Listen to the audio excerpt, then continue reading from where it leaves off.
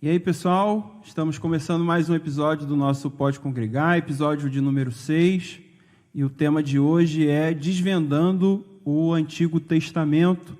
E para falar sobre isso, nós temos hoje uma pessoa muito especial, muito querida para mim, uma referência no nosso meio congregacional, pastor Davidson Bignão, pastor congregacional, mestre em ciência da religião, teólogo, professor de hebraico bíblico e exegese do Antigo Testamento, escritor, integrou na equipe de revisão da Bíblia de estudo Matthew Henry, correto?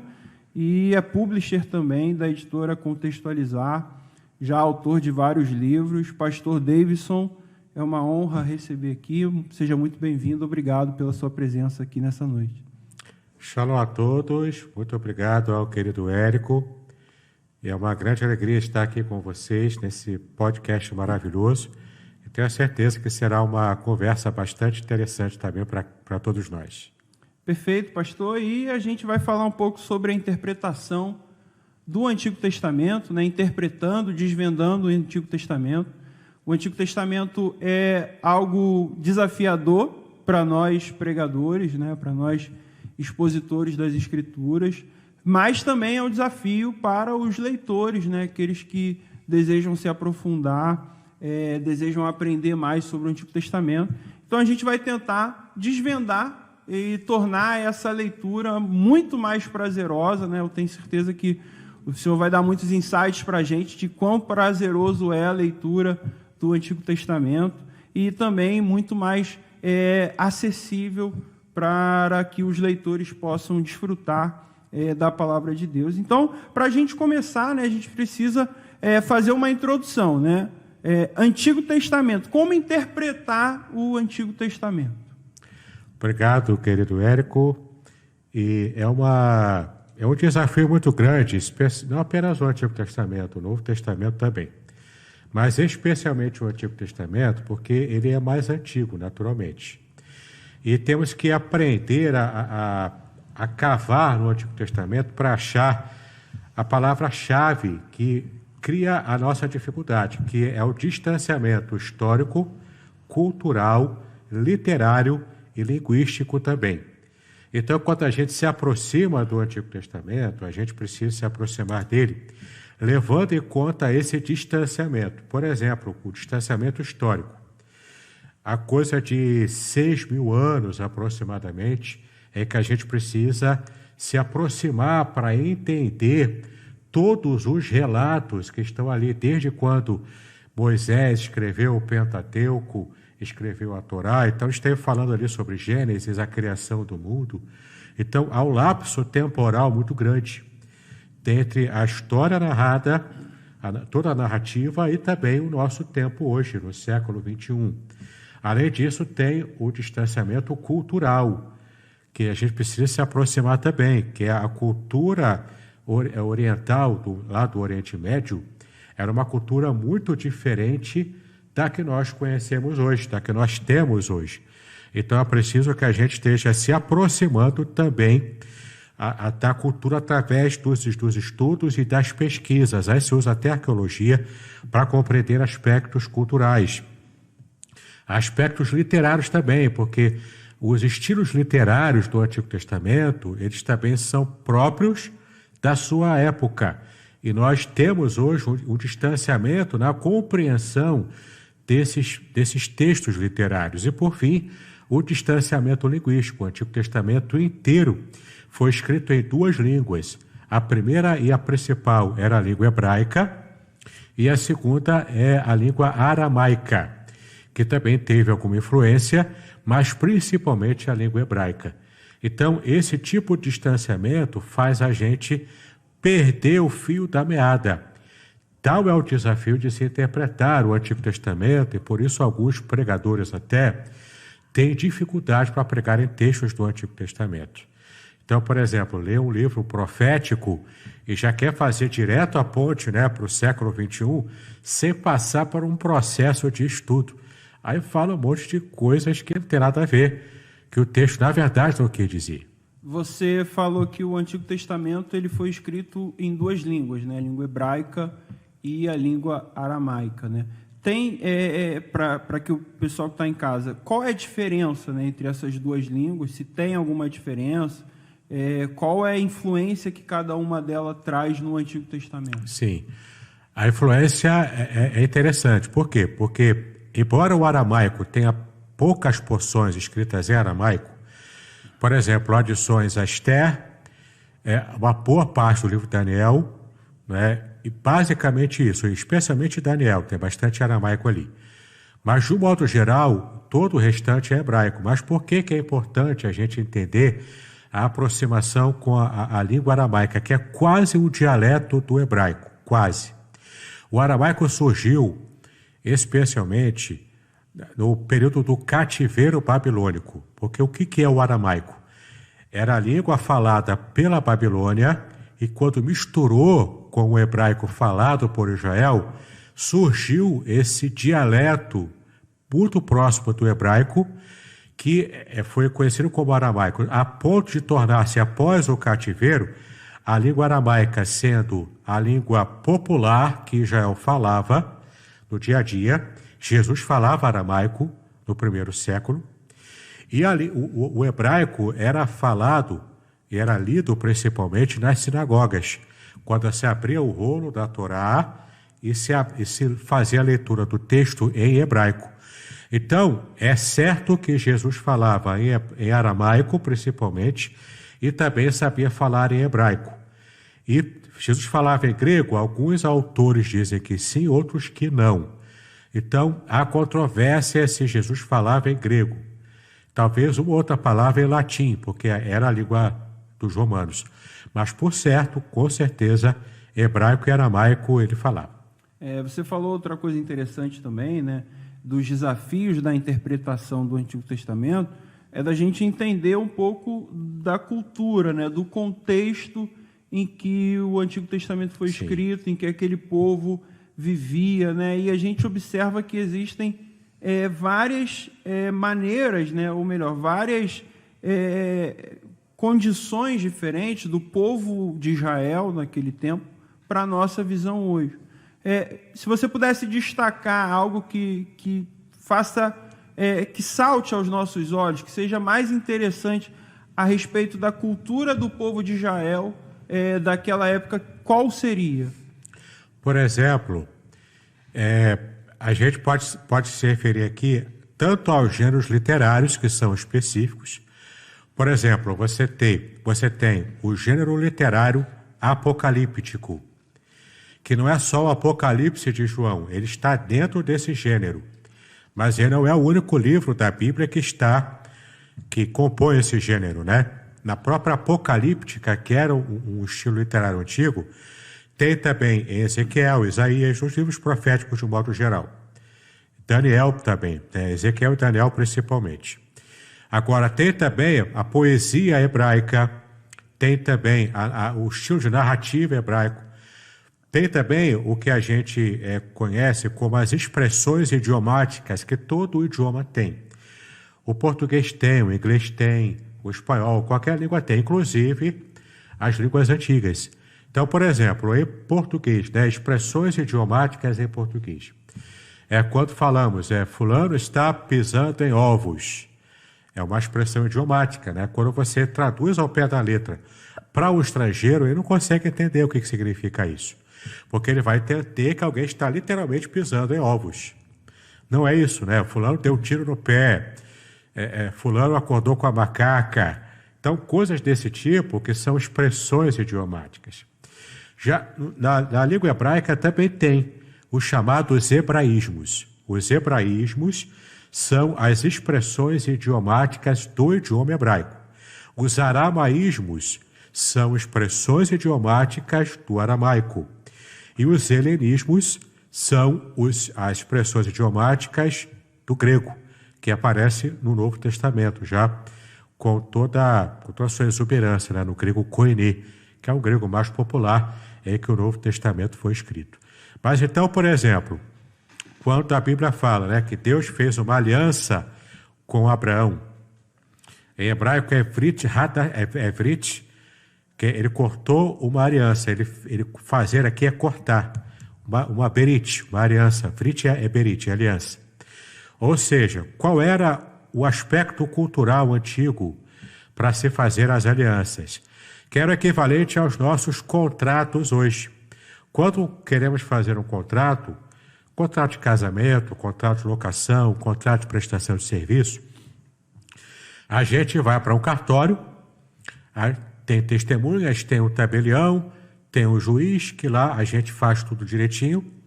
Então, lavra esse contrato, as duas partes assinam, com direitos e deveres, como dirimir dúvidas e por aí vai. Como que era o sistema de contratos antigo, lá na época, não apenas de Israel, mas de toda aquela região. O Antigo Oriente Próximo. Daquele Antigo Oriente Próximo, naquela região de Canaã. Não é? Como que era o contrato? Era desse jeito. Os povos pagãos faziam assim também. Pegavam o animal, sacrificavam o animal, cortavam no meio, abria as duas partes em cima de uma pedra que também era cortada, era em duas partes. E então colocavam uma parte numa pedra e outra parte na outra. E então os dois que fazem parte da aliança, do contrato, quando cortavam o animal, cortavam a aliança. Ou seja, os dois passavam no meio do animal cortado, com as vísceras para fora, né? Tudo normalmente, como o animal está cortado, passa-se no meio e um promete para o outro que aconteça comigo como aconteceu com este animal, se eu deixar de cumprir a minha parte da aliança contigo. Então, essa era a dinâmica. Então, quando Deus fala para Abraão e diz que vai estabelecer uma aliança, no hebraico está literalmente assim: eu vou cortar uma aliança, vou cortar uma berit, que era uma referência a esse pacto de aliança do Antigo Testamento. Essa palavra é um hebraísmo, então. É um hebraísmo. E quando chega na nossa tradução aqui... Ela se perde. Ela se perde porque era completamente. Era muito peculiar ao contexto. Sim. Inclusive, na língua portuguesa, as traduções, especialmente a Almeida, né? A Almeida, a revista atualizada, a revista atualizada ou a revista corrigida, mas especialmente atualizada, que ela é feita para leitura em público. Então, a equipe de tradução teve assim, muito cuidado na hora de traduzir para que soasse bem e que não desse margem a pensamentos que não sejam aqueles pensamentos, né, mais polidos, mas que tenham mais a ver com a santidade. Mas, por exemplo, em Gênesis, quando Esaú ele vende o seu direito de primogenitura por um prato de lentilhas, é de fato uma sopa de lentilhas que está ali. Era um guisado vermelho. E literalmente no hebraico está assim: teme esse vermelhão vermelho. Ou, para traduzir ainda mais dentro da nossa cultura, me dê essa porcaria vermelha para não dizer um palavrão. Entendeu? Foi grosseiro o que Esaú falou. Ele era um homem grosseiro. Foi isso que ele quis dizer. Então, me dê essa porcaria vermelha, você já consegue imaginar uma palavra mais grosseira do que essa. É assim que está no hebraico. Mas a gente tem que dar uma polida nisso, porque não tem como ler assim. E nesse caso mostra ainda mais o desprezo dele pela primogenitura. Pela primogenitura. Ele foi muito leviano ali. Foi carnal e leviano. Entendi. Cara, é interessante isso, porque são detalhes que, de fato, a gente não consegue enxergar na tradução. Mas ainda, falando um pouco sobre essa questão da cultura, né? Toda a narrativa do Antigo Testamento, né, ela está debaixo de um guarda-chuva, né, aquilo que a gente chama de metanarrativa, né? Você consegue falar um pouco sobre isso brevemente? Porque você já começou falando sobre alguns casos de Gênesis, citou a literatura apocalíptica de Ezequiel, citou o aramaico em Daniel. Tudo isso está debaixo de uma metanarrativa. Qual é essa metanarrativa do Antigo Testamento? Então, a expressão metanarrativa diz respeito a como a narrativa ela funciona, como que ela acontece no texto. Então, por exemplo, na narrativa de Gênesis, que é uma narrativa mais primitiva e tem uma linguagem que diz respeito a esse texto mais primitivo. Mas, embora seja primitivo, a gente percebe uma característica muito interessante em Gênesis, principalmente na Torá, de um modo geral. Porque aqui vem uma digressão que é importante a gente falar. Na cultura judaica, na Bíblia judaica, inclusive, os livros são organizados de modo diferente da nossa. Por quê? Porque na cultura judaica, os livros da Bíblia, eles são classificados em ordem de importância. Então, a Torá vem primeiro, porque ela é o mais importante. É o suprassumo da revelação divina pela visão judaica. Depois, que é chamada de Torá, em hebraico, Torá, que são os livros da lei. O Pentateuco, o nosso Pentateuco. Mas depois da Torá, eles classificam os Neviim. Neviim, em hebraico, são os profetas. Profetas anteriores ao cativeiro, que vai de Josué até os profetas posteriores ao cativeiro, que é Malaquias. Depois dos Neviim, que estão em segundo lugar de importância... Para ele, Josué é um profeta. Josué conta como profeta pré-exílico. Pré-exílico babilônico. E a gente conta ele como um livro histórico. Como livro histórico, mas para eles não tem essa divisão. Depois, a terceira divisão para eles, que é o terceiro lugar em importância, ou seja, é a divisão que é bacana, faz parte do cânone, mas ele não é o primeiro a ser lembrado, o primeiro a ser trabalhado nas interpretações das exegeses rabínicas, que é os Ketuvim. Ketuvim em hebraico são os escritos. O que é os escritos? É todo o restante que não é Torá e nem é profeta. Então, todo o restante começa com os salmos, aí vai os livros poéticos, vai parte dos históricos também. Então, está tudo nesse grande pacote dos escritos. Por que eu falei isso? Porque cada gênero literário, ele também precisa ser entendido se ele está no pacote da Torá, dos profetas ou dos escritos. Ele vai ter um certo grau de relevância maior ou menor. Então, falando sem metanarrativa, a gente está falando de como a narrativa, nesse caso, não é uma referência a texto poético ou mesmo profético, mas um texto de narração.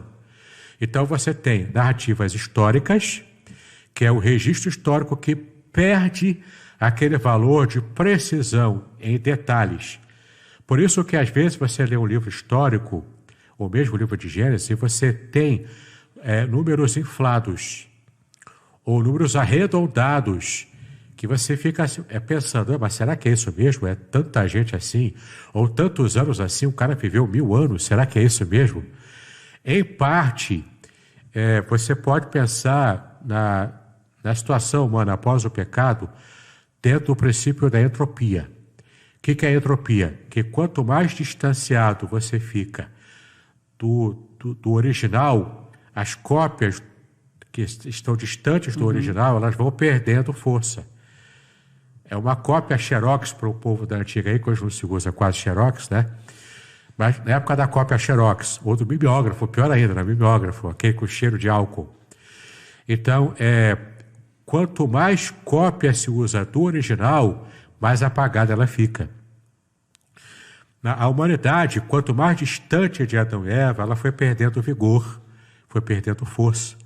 É a morte cada vez mais tirando essa força do ser humano.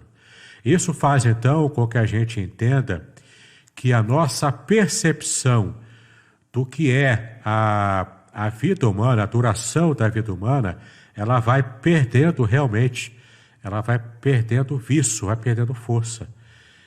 Essa é uma explicação. A outra explicação também era essa técnica antiga, menos precisa para trabalhar com números.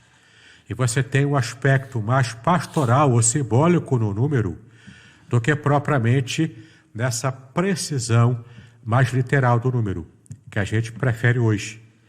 Então, por exemplo, quando usa o número 7, simboliza a perfeição. O número 6 simboliza aquilo que é imperfeito. Essa era a lógica. Então, na metanarrativa, você tem que levar isso em conta, porque senão você vai ver discrepância.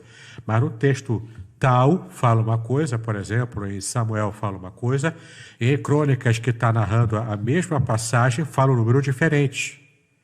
Por que essa imprecisão? Por causa da característica da literatura, que não tinha o valor da precisão histórica como nós temos hoje. Entendi. Voltando um pouco para o texto agora, o texto bíblico em si, você falou no início que o Antigo Testamento apresenta algumas palavras-chave, e você falou também sobre essa questão do hebraísmo e tudo mais. Para a gente que é leitor do Antigo Testamento, o pessoal que está assistindo a gente, tem alguma coisa que deveria chamar atenção ali para a gente identificar essas palavras-chave? No momento que a gente estiver fazendo a nossa leitura ali, existem textos que a gente sabe que são difíceis da gente ler, existem trechos que são, às vezes, difíceis até da gente entender, de fato, né? Mas tem textos que são mais tranquilos. Mas tem alguma coisa ali que a gente olha e consegue identificar essa palavra-chave e, a partir daí, buscar um real sentido para entender o contexto geral ali do que está sendo escrito? De um modo geral, você pode perceber a ênfase num texto, seja Antigo ou Novo Testamento, se uma determinada palavra é muito repetida. Então, se há muita repetição da mesma palavra ou até da mesma ideia, mas com palavras diferentes, palavras sinônimas, então você percebe uma ênfase ali. Essa é uma forma de identificar a ênfase dentro do conjunto da literatura do Antigo Testamento. Isso quer dizer que o autor quis dar, chamar atenção para aquela repetição ali. Isso. Uma outra forma também, aí precisa conhecer hebraico, é você perceber a inversão sintática. O que é a sintaxe, né? Aí vou falar um pouco de língua portuguesa, para quem já estudou português aqui na escola vai tentar lembrar. A sintaxe é como a frase se organiza nas palavras que vêm antes e depois para poder fazer sentido numa frase. Isso é sintaxe. Então, as relações dessas palavras dentro da frase nos ajudam a entender o que o autor quis expressar quando escreveu determinada frase. Na sintaxe da língua portuguesa, a nossa sintaxe, a forma normal, é sujeito, verbo, que é a palavra que exprime ação, e o predicado, que é o complemento do que essa ação quis expressar. Então, é o sujeito que pratica a ação, o verbo é a ação em si, e o predicado é aquilo que diz respeito ao objetivo da ação ou o efeito dessa ação. No hebraico é o inverso. No hebraico, primeiro vem o verbo. O modo normal da sintaxe hebraica é verbo, sujeito e complemento. É o natural. Então, quando na língua hebraica, se você percebe que ela segue a ordem sintática da língua portuguesa, é uma inversão. E quando há uma inversão, há uma intenção de chamar a atenção ali. Então, no hebraico seria... E isso a gente consegue identificar na nossa tradução. Não, também não. Só no hebraico. Só no hebraico. Mas na nossa tradução não aparece essa inversão? Depende. Se a tradução for como essa aqui, não sei se consegue ver na câmera, mas essa aqui é uma edição que eu gosto muito de usar e ela é bem literal. É a Almeida Corrigida Fiel. Ela está longe de ser uma tradução perfeita, como nenhuma é. Mas ela é uma tradução de equivalência formal. Porque existem dois tipos principais de tradução da Bíblia. E aqui você vai entender por que existem tantas traduções diferentes da Bíblia em língua portuguesa, que é uma dúvida muito recorrente. Sim. Você vai entender agora o porquê. Traduções de equivalência formal, elas são traduções que fazem a tradução direto da língua original, hebraico, aramaico e grego, direto do original, palavra por palavra. Então, o que é verbo traduz como verbo. O que é substantivo traduz como substantivo. O que é adjetivo, literalmente, pau a pau, não é? Como se fosse uma tabelinha lá feita quase que hiperliteralmente. E depois faz só fazer algum tipo de ajuste para fazer sentido na língua portuguesa. A tradução de equivalência formal, ela tende a se aproximar um pouco mais dessa forma como o original apresenta o texto. Então, talvez você consiga enxergar uma tradução como essa aqui, da Almeida Corrigida Fiel.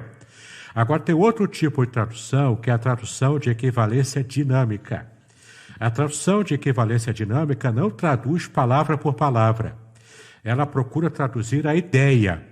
E dependendo do grau de dinamismo que se faz essa tradução, ela passa a ser uma paráfrase. Que ela toma tantas liberdades com respeito ao texto original, de apenas pegar aquela ideia e traduzir com palavras mais contemporâneas, ela se torna muito palatável, muito prática para a gente ler e entender. Qualquer criança consegue ler uma Bíblia na linguagem de hoje, uma nova versão transformadora, a Bíblia Viva, que são exemplos de traduções de equivalência dinâmica. Mas assim, a enésima potência, não é? E às vezes algumas traduções acabam perdendo o sentido, né, o significado do que o autor quis de fato. Porque né? privilegia o leitor do século XXI. Exato. Atual, né? A cultura Exato. atual. Agora, as traduções de equivalência formal, como a Revista Corrigida Normal de Almeida, a Almeida Corrigida Fiel, Revista Atualizada também é considerada ainda equivalência formal. A nova versão internacional, NVI, é também de equivalência formal, mas já se aproximando da equivalência dinâmica. Então, todas essas são formas de você entender por que existem tantas traduções em língua portuguesa. Por quê? Porque existem diversas teorias de tradução que você precisa ter para poder alcançar um público-alvo. Geralmente, quem é novo convertido ou uma criança prefere ler uma tradução de equivalência dinâmica, porque é mais fácil. Agora, quem estuda, quem faz estudo hebraico, grego, estuda exegese, quem quer ir a fundo no estudo bíblico, prefere traduções de equivalência formal, porque ela é mais fiel ao texto original. Então, essa é uma outra forma, para você perceber os hebraísmos. Também tem os termos técnicos, né? Aliança é um termo técnico, salvação é um termo técnico. Aí você tem que estudar à luz de uma outra disciplina muito importante também, que é a teologia bíblica. O que é diferente, para os seminaristas aí, o que é diferente da teologia sistemática. A teologia sistemática é um apanhado sistematizado de tudo o que a Bíblia inteira fala sobre um determinado tema. A teologia bíblica, ela é localizada. Ela procura fazer o apanhado teológico, mas dentro de um livro específico da Bíblia ou de um testamento específico. Então, a teologia bíblica do Antigo Testamento é uma teologia que vai fazer um apanhado teológico sobre um determinado tema, mas dentro do Antigo Testamento apenas. Então, vai focar nisso, vai dar ênfase a isso. E o bom hermeneuta, o bom intérprete do Antigo Testamento, precisa levar em conta a teologia bíblica dos livros do Antigo Testamento. Entendi. Você, voltando um pouquinho, acabei te cortando, mas você estava falando sobre esses indícios ali, né, que podem nos ajudar a interpretar, né? Tem outros também, você falou um pouco da questão do paralelismo, né? Falou da questão... Isso, vou dar exemplos aqui, inclusive. Porque, por exemplo, eu separei vários exemplos aqui dentro desses gêneros. Separei exemplos da narrativa, da profecia e também da poesia. É bem interessante os exemplos que eu vou dar para vocês aqui. Então, por exemplo, em cada gênero literário, você precisa prestar atenção no seguinte. Você vai prestar atenção nas palavras-chave, essas, né, que a gente está vendo aqui, que tem um significado técnico muito mais preciso do que a gente está talvez acostumados a ler em português. Vai prestar atenção aos hebraísmos, aramaísmos e helenismos, na teologia do Antigo Testamento, e no que se chama também, que é uma teoria bem nova, bem recente, bem interessante, que é a teoria da espiral hermenêutica. O que é isso? A espiral hermenêutica é quando você parte da sua leitura bíblica, da sua interpretação, você parte do seu local, do seu lugar, das suas ideias do século XXI, aqui no Brasil. Com todo o distanciamento teológico, histórico, cultural, linguístico do texto do Antigo Testamento. Você está totalmente distante. Mas você tem um ponto de partida, que é da onde você está localizado culturalmente hoje. Então, a proposta da espiral hermenêutica é fazer essa interpretação a partir do hoje, do agora. Sim, mas entenda, por isso que é a espiral, não é? Sim. Não é o círculo, é o espiralado que vai avançando. Você parte de hoje, século XXI, aí você vai para o texto do Antigo Testamento. Quando você faz o movimento em direção ao texto, você faz o estudo no texto, e esse estudo que você faz vai, entre aspas, contaminar, ou melhor dizendo, vai influenciar a pré-ideia que você tinha antes, o preconceito que você tinha, o conceito prévio, de determinado valor da Bíblia, determinado assunto da Bíblia. Esse seu estudo vai influenciar e você vai mudar a sua opinião sobre aquele assunto que você está estudando. Então, agora o movimento é da Bíblia para você. Volta para o século XXI e você muda. Nisso que você muda, você avança no seu conhecimento bíblico. E nesse avanço, na próxima vez que você vai ler a Bíblia sobre aquele assunto, em outra passagem, você vai fazer novamente o movimento do século XXI com a alteração do primeiro estudo, novamente para a Bíblia. Você novamente é modificado por esse estudo, por esse segundo estudo, e volta para você no século XXI. Então, percebe o movimento? É um movimento contínuo de avanço na forma de uma espiral. E você vai ampliando o seu conhecimento do que a Bíblia ensina em cada passagem, em cada assunto estudado, dentro dos aspectos da hermenêutica, da interpretação da Bíblia. E aqui entra... Só para a gente esclarecer, desculpa te cortar, mas às vezes precisa explicar o que é hermenêutica para o pessoal que está em casa. A né? arte da interpretação. Mas é só isso. Não é só isso. Não, é para o pessoal entender. A grosso modo, hermenêutica é a arte e técnica da interpretação de qualquer texto. A hermenêutica bíblica, ela vai se esforçar com as técnicas específicas para interpretar a Bíblia. Então, são regras. A regra do contexto, a regra da figura de linguagem, você compreender as figuras de linguagem, como metáfora, metonímia, exageros também, você vai perceber ali todas as figuras de linguagem. Você vai também levar em conta essas palavras-chave, isso que eu falei aqui da espiral hermenêutica. Então, tudo isso engloba o seu esforço para fazer a interpretação correta de um texto bíblico. É interessante que, popularmente, as pessoas às vezes nem percebem que fazem a interpretação, do dia a dia até, mas fazem. Certa ocasião, eu fui dar uma aula, que eu fui convidado para dar numa igreja, e uma irmã que não tinha feito seminário, não conhecia bem esse tipo de estudo, e ela me fez a seguinte indagação: mas, pastor, por que eu tenho que estudar hermenêutica? Por que eu tenho que interpretar? Não é só ler a Bíblia. Sim, só que quando você lê a Bíblia, por mais simples que seja o texto, todo ser humano é um ser interpretativo, ele está interpretando. Ainda que seja de modo prático e imperceptível, mas ele está interpretando. Então, para ficar claro, a hermenêutica é a arte e a ciência também de interpretar o texto bíblico, no caso da hermenêutica bíblica.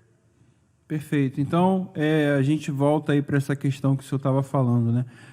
A espiral hermenêutica, então, é uma técnica, né, em que a gente sai do nosso contexto, viaja para o contexto bíblico e depois volta para o nosso contexto e vai fazendo esse movimento para que a nossa... E a cada ida e volta você está aumentando, por isso que é a espiral.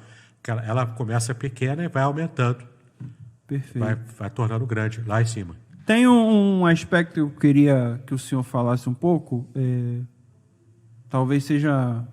não está na nossa pauta aqui, mas já me perguntaram sobre isso, né? É muito comum a gente ver em determinados momentos no Antigo Testamento, sobretudo o uso da palavra Senhor. Se a gente olhar para as nossas traduções, há uma diferença ali. A gente vai ver Senhor todo maiúsculo, Senhor só com S maiúsculo. Às vezes tem até uma palavra dúplice ali, né? O Senhor do meu Senhor. Então, fala um pouquinho para a gente, né? Para o pessoal entender, porque isso é um ponto que às vezes causa uma certa confusão ali na hora da gente ler o Antigo Testamento. Sim, é muito interessante essa pergunta, por quê? Porque ela vai me dar a oportunidade de explicar para você e também para os nossos ouvintes aqui a questão do tetragrama sagrado. O tetragrama sagrado, em hebraico, é o nome de Deus escrito, mas de modo a não se registrar literalmente as vogais. Por quê? Porque a língua hebraica era escrita totalmente em consoantes, toda em consoantes. A pessoa, os hebreus antigos liam o texto todo em consoantes e sabiam como pronunciar, porque assim como nós, na língua portuguesa, a gente não lê o beabá, a gente reconhece palavras inteiras de uma olhada só. Então a gente vai pulando de palavra em palavra dentro de uma frase num texto. Antigamente também era assim. Então eles viam a palavra registrada sem as vogais, só com as consoantes, e então eles conseguiam perceber qual palavra era e conseguiam falar, porque para falar tem que pronunciar vogais. Em qualquer língua humana, não há como se pronunciar palavras sem vogais. Agora, você não precisa registrar essas vogais. Tanto o árabe quanto o hebraico e o aramaico não se registravam as vogais, porque são línguas semíticas, antigas. Mais tarde é que criou-se um sistema de registros das vogais, chamado, isso já na Idade Média, tá? Que eles criaram um sistema de vogais massoréticas, que é um grupo de estudiosos judeus chamado de massoretas, que começaram a pontuar e a registrar as vogais para não se perder a pronúncia, por causa os inúmeros cativeiros que Israel passou e passa ainda hoje na história, não é? Então, para não se perder a pronúncia, registrou-se no sistema de vogais massoréticas. Incluíram também acentos e pontuação ali, que também não tinha antigamente. Por que eu estou explicando isso? Porque, por causa também dos 10 mandamentos que diz que não é para se tomar o nome de Deus em vão, o judeu também tem uma característica muito interessante que nós deveríamos imitar. O judeu vê o abismo aqui, à beira do abismo. A gente, quando vê um abismo e a lei fala, não se aproxima do abismo, a gente quer se aproximar para ver qual é, para ver se eu caio ou se eu, né, para sentir a adrenalina de ficar perto do abismo. O judeu não tem essa mentalidade. A mentalidade dele é, se a lei coloca aqui um limite, ele fica o mais longe possível desse limite, porque ele quer estar no lugar seguro. Então, se a Bíblia manda não toma o nome do Senhor teu Deus em vão, ele, usando esse princípio mental, ele quer estar o mais longe possível de falar o nome de Deus em vão. Então ele simplesmente não pronuncia em hipótese alguma o nome de Deus. Ele não quer nem flertar com o pecado. Não quer flertar em nada com a possibilidade de cometer esse pecado, que é um pecado que está nos 10 mandamentos, né? E literalmente em hebraico, as 10 palavras. Então o que acontece? O judeu, por causa desse pensamento, dessa estrutura mental na sua cultura, ele deixou de pronunciar. E antes de se criar as vogais massoréticas, e também por respeito ao nome de Deus, não se pronunciava. Tem o que se chama na língua hebraica o ketiv e o querer. Ketiv é como está escrito no hebraico, onde vai aparecer o tetragrama sagrado. E querer é como se lê. Ou seja, é uma regra de que você vai ler o tetragrama sagrado sempre falando Adonai. Ou uma outra substituição, pode falar Adonai, que literalmente em hebraico é meu Senhor. Meu, com possessivo, meu Senhor. Ou você pode falar Hashem. Hashem em hebraico é o nome, que é o nome que não pode ser pronunciado, que é o nome de Deus, que é para evitar esse pecado de não levar o nome de Deus em vão.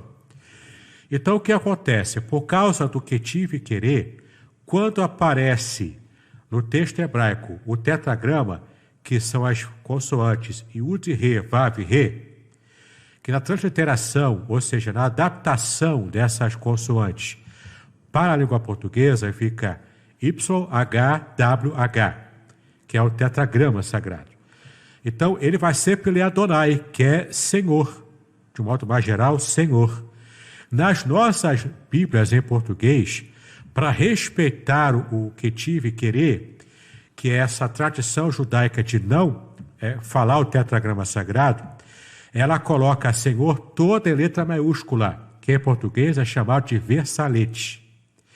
Todo em língua maiúscula.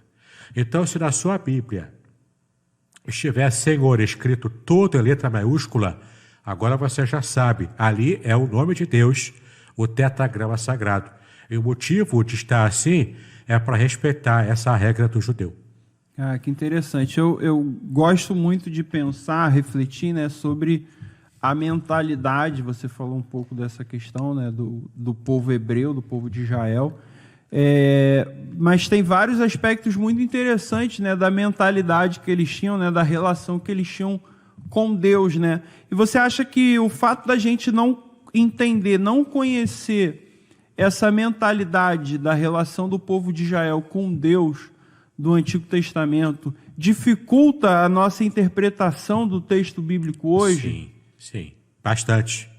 Por exemplo, lá em Romanos, inclusive, até no Novo Testamento, porque, e aqui vem algo importante, que às vezes a gente se esquece.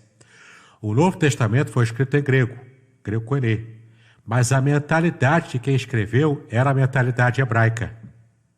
Então, por exemplo, quando Paulo diz que Deus amou a Jacó e aborreceu a Esaú, não é que ele amou a Jacó e não amou a Esaú a ponto de não querer ver Esaú perto dele. Não, isso é o hebraísmo, que está presente na língua grega, mas é hebraísmo. É uma forma de falar o seguinte, porque o hebraico, todas essas partes que envolvem até o sentimento, ele dá muita ênfase. Então, quando o judeu, por exemplo, homens, né, os amigos se encontram, eles se beijam no rosto, é o ósculo santo, eles se beijam, abraçam, eles são muito efusivos nesse tipo de abraço. Aqui no Brasil nós também somos efusivos, mas na nossa cultura o homem não beija muito o outro homem, porque o povo acha estranho, não é? Mais ou menos como as mulheres andam tranquilas na rua de mãos dadas.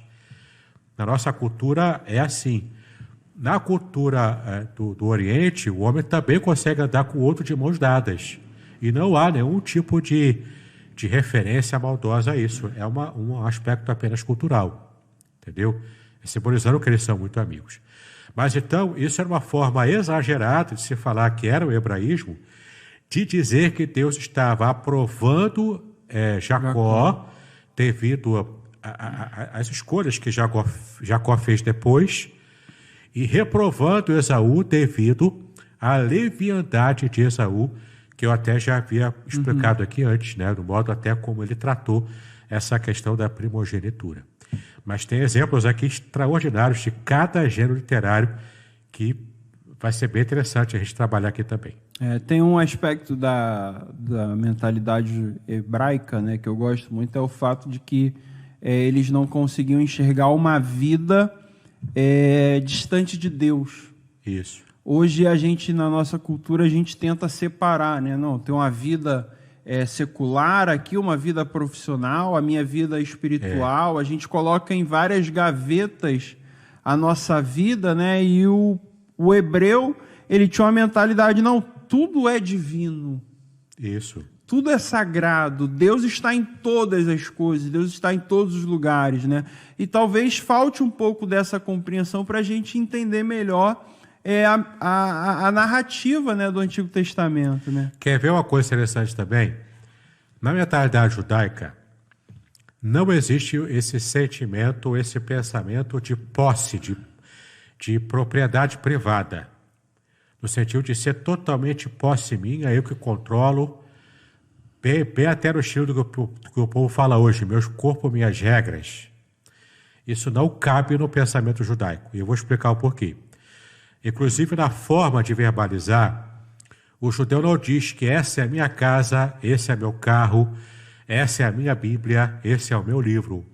Não é assim que se fala em hebraico. O modo de se expressar, tanto no tempo bíblico como hoje ainda, é o seguinte: existe uma casa para mim, existe um carro para mim. Por quê? O que está nas entrelinhas desse pensamento é de que tudo pertence exclusivamente a Deus. Mas isso que pertence a Deus, esse bem material que pertence a Deus, ele foi separado para o meu uso durante um tempo, mas pertence a Deus. Então a minha esposa não pertence a mim, ela pertence a Deus, mas ela foi separada por Deus para eu ter um relacionamento com ela. Da mesma forma, eu para com ela. Eu não pertenço à minha esposa, eu pertenço a Deus e ela pode ter um relacionamento comigo porque eu fui separado para ela como esposo. Isso aparece em toda a Bíblia. E, mais uma vez, na tradução em português não dá para você perceber isso. Mas essa ideia de posse egoísta, por isso que o egoísmo é tão combatido na Bíblia. Sim. Porque não faz parte do pensamento da cultura bíblica. A cultura bíblica, o pensamento é comunitário e não isolacionista.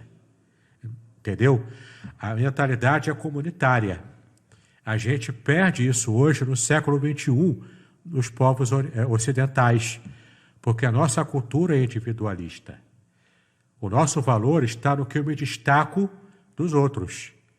Na cultura bíblica, o meu valor está não em me destacar, mas eu estar plenamente equalizado com toda a comunidade. Por isso as genealogias. Eu sou filho de Beltrano, neto de Ciclano. Por quê? Porque eu estou mostrando de qual comunidade eu faço parte. E eu estou plenamente equalizado ali. Eu estou completamente assimilado pela minha comunidade. Aí está o meu valor. Então, o objetivo das genealogias no Antigo Testamento era esse, nesse sentido, mostrar em que comunidade aquele indivíduo se encaixava. Era um ponto de identidade que era o valor da comunidade. Porque, por exemplo, o cara chegava lá, eu sou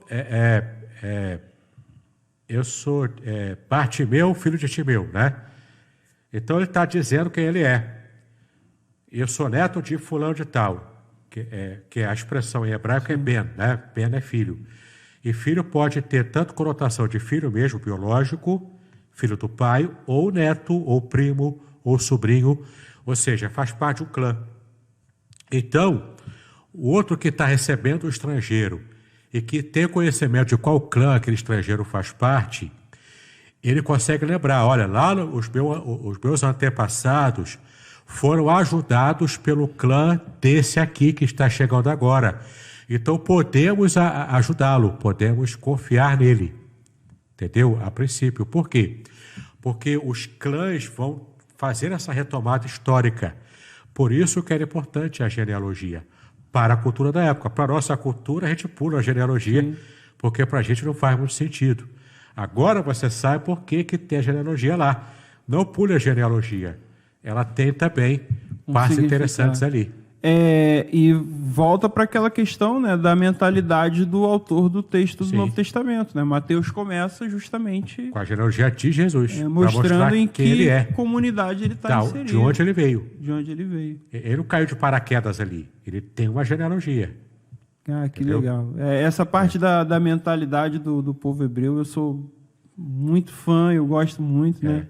E a gente tem muito que aprender, né, com eles, né? Sim. E, de modo geral, né, essa mentalidade que compõe a Escritura, o fato da gente entender a forma como eles pensavam, revela muito sobre a nossa dificuldade de entender certos textos da Bíblia. Principalmente por conta disso, né? Essa ideia de que não existe nada que é nosso, não existe nada que pertence a nós mesmos. Não existe nada individual, isolado, tudo é comunitário, tudo é de Deus, e Deus proporciona, dá um direito de uso para a gente, mas pertence ao Senhor, né? E por isso que a Bíblia confronta muito a gente em muitos momentos, né? E se formos parar para pensar, até mesmo na nossa cultura a gente não percebe isso filosoficamente, mas acontece. Quando eu morro, tudo fica aqui. De fato não é meu, eu não levo nada. Eu só levo o meu relacionamento com Deus, do que eu construí ao longo da minha vida, e se eu tive um bom relacionamento ou não, isso eu vou levar para a eternidade. Agora, todo o restante, a roupa que eu uso, os bens que eu uso, não pertence a mim, porque de fato eu vou ficar aqui para outros usar no meu lugar. Entendeu? Muito interessante.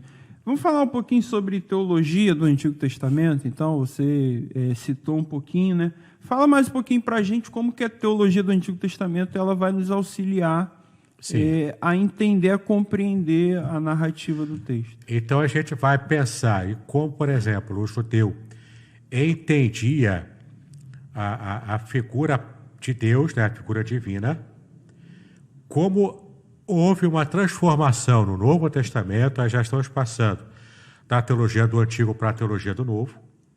Cristo trouxe uma revolução no pensamento de Deus, nessa comparação da cultura que ele herdou, que era a cultura hegemônica do Antigo Testamento, e na cultura que ele revolucionou e chegou até nós hoje, né, nessa nossa abordagem mais ocidental.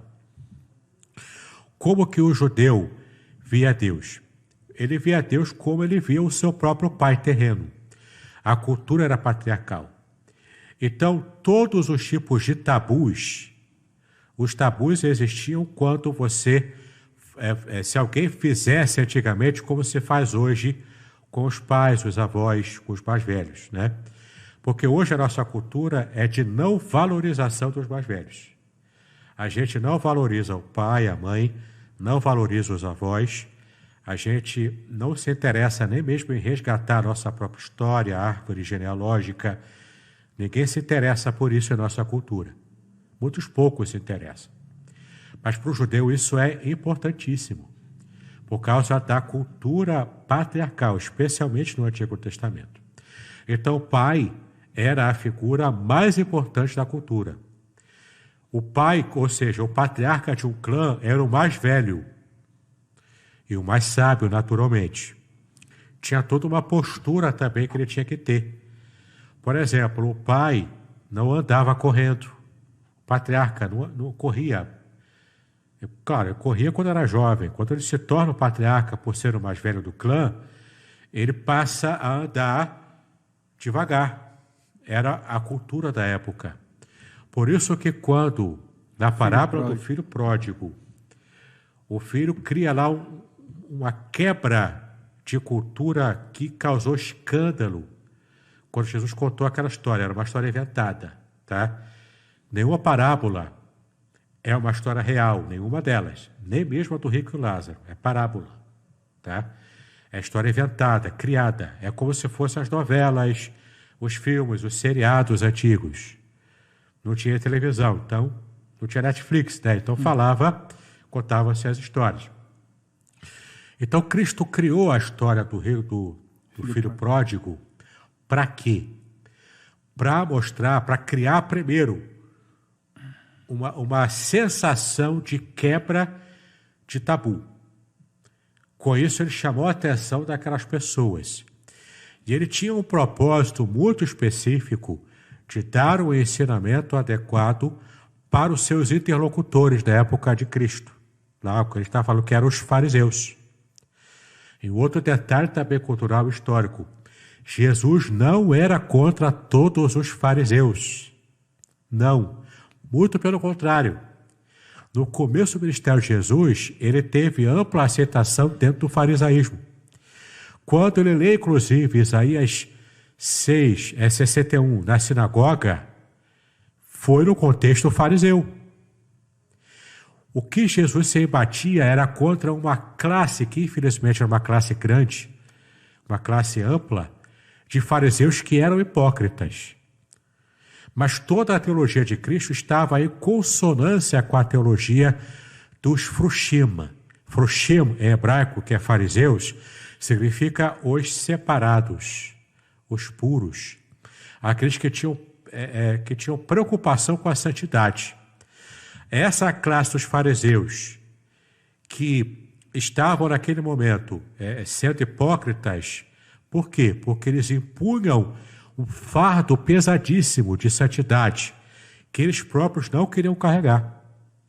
Mas Jesus fala para eles e compara esses fariseus hipócritas a esse filho que ficou, que não se afastou.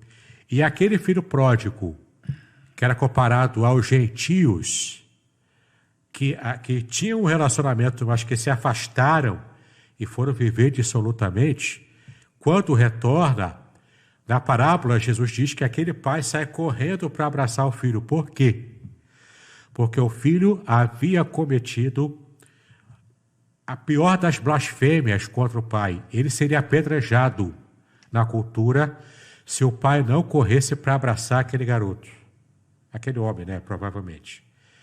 Ele correu para abraçar porque ele estava protegendo, porque os servos daquele pai, que era o pai rico na parábola, os servos daquele pai ficariam indignados com o retorno daquele filho indigno, porque na cultura não se pede a herança com o pai vivo.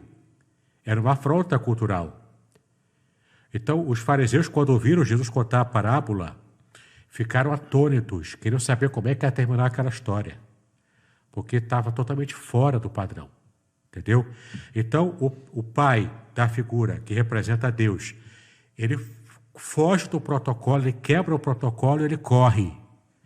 Ele abraça o filho para protegê-lo, dá o anel e dá a sandália e dá a roupa nova, mostrando que ele está sendo reintegrado por ele, que é o patriarca.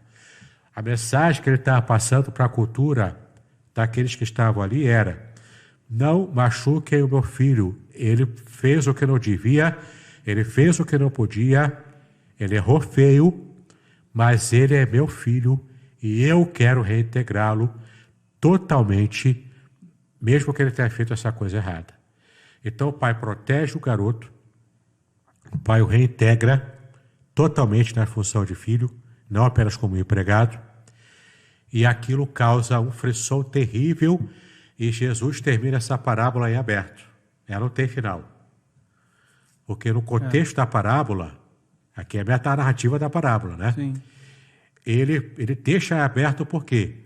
Porque a resposta que ele daria era o fariseu, comparado ao filho que ficou, que teve dificuldade para aceitar o filho pródigo que retorna.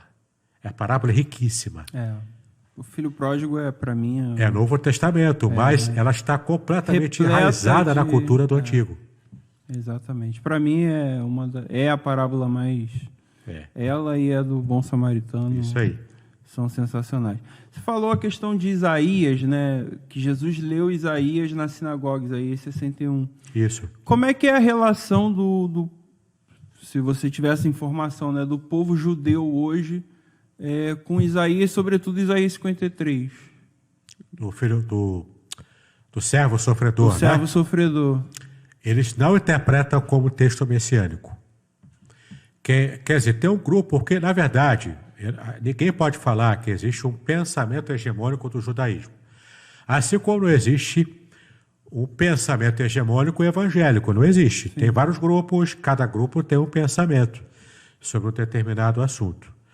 Então, no judaísmo também, tem até uma piada judaica que eles contam, que é o seguinte: a cada 6 judeus existem 7 opiniões diferentes. Né? Por quê? Por causa da diversidade de pensamento. Então, há grupos mais ortodoxos... E essa piada tem alguma coisa a ver com a numerologia também? Não, 6 e 7? Não, ali é só a piada mesmo. É só para mostrar que dentro do judaísmo há uma amplitude de opiniões.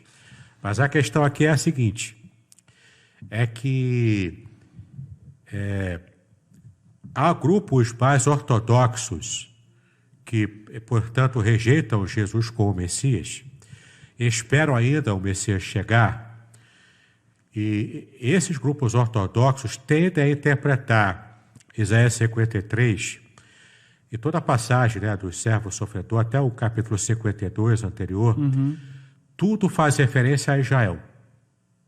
O servo sofredor é Israel, que dentro do contexto imediato da passagem não deixa de ter algum sentido e de ter razão também do ponto de vista da passagem, literalmente como está lá.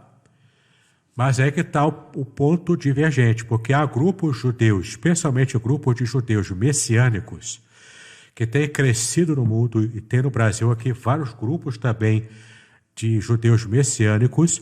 Quem são os judeus messiânicos? São judeus que praticam o judaísmo, guardam as festas, comem as comidas consagradas do judaísmo, as comidas kasher, que são as comidas permitidas e purificadas dentro da cultura.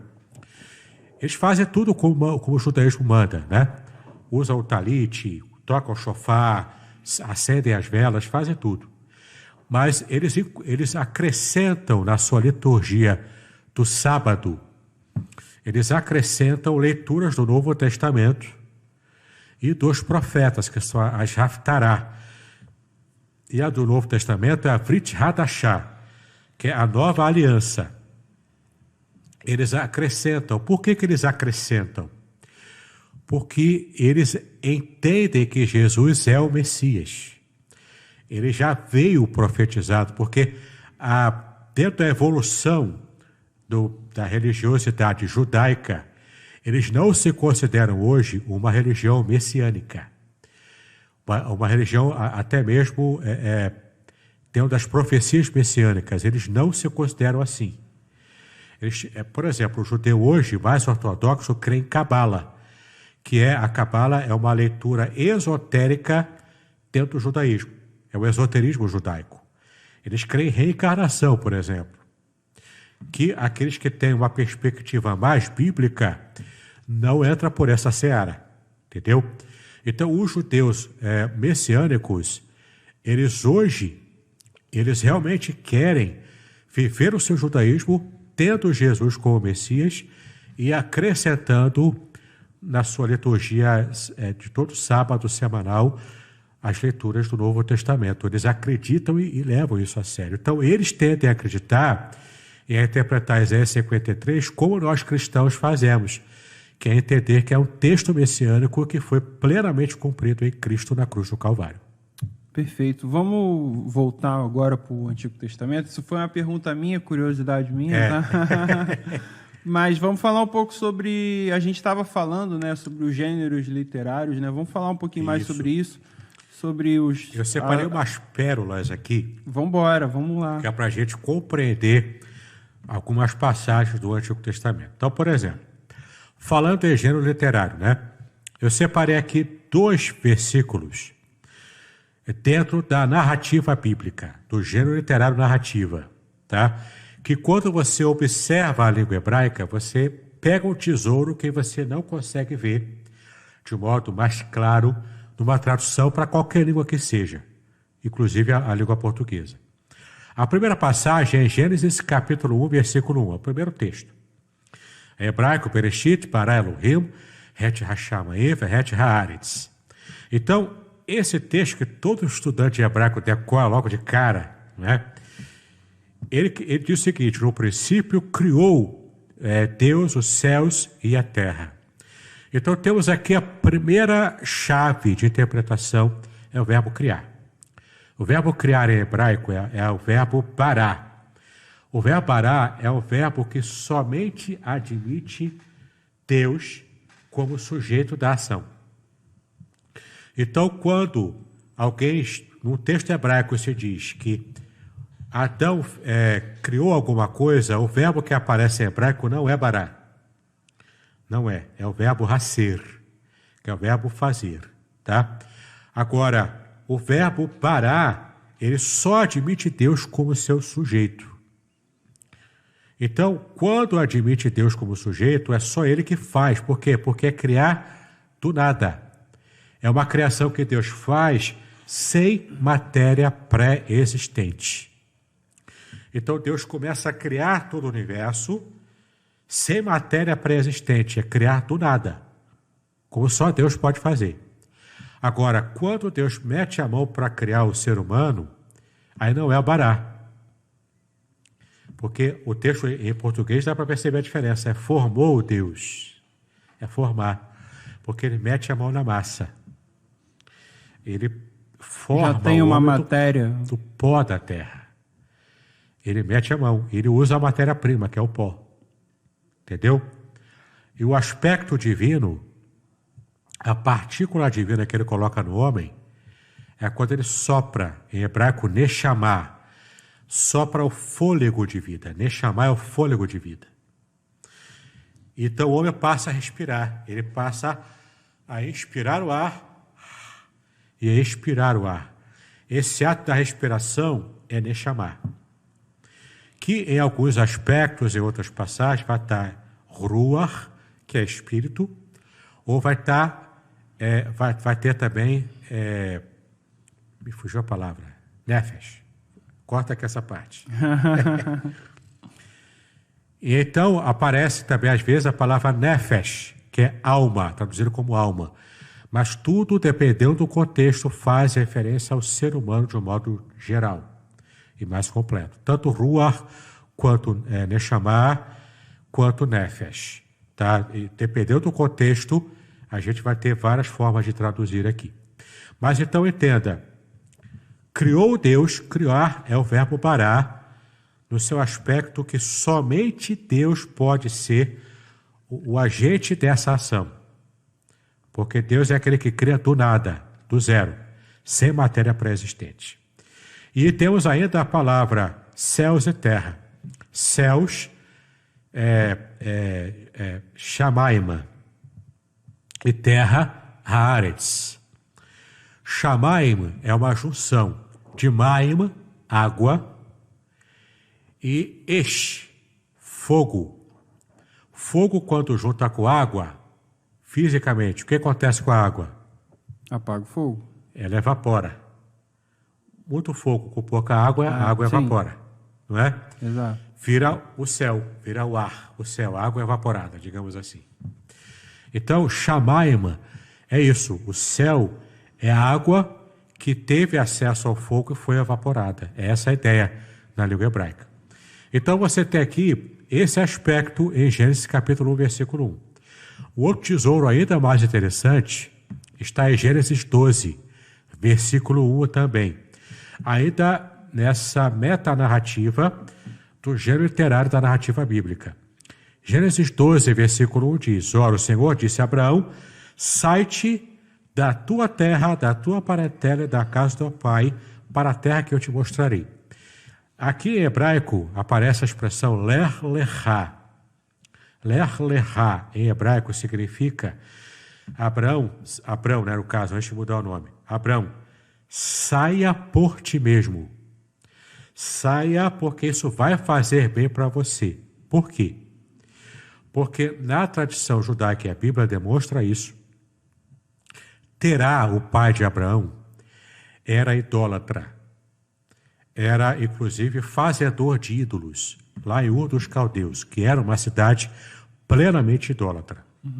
Naquele contexto da Babilônia. Tá? Então, eles eram idólatras. Foi o modo como Abraão foi criado. Então, de repente, Abraão está sozinho lá, no meio dos deuses, com a sua família, em Ur dos Caldeus. De alguma forma, o texto bíblico diz que, por algum motivo, que a Bíblia não revela claramente, Terá sai de Ur dos Caldeus. Talvez por aquele valor do nomadismo, de ser nômade, que era um valor importante na época. O povo não ficava muito tempo sedimentado num lugar só. Havia aquela experiência do nomadismo. Então, Terá começa a sair de Ur dos Caldeus e vai para Harã.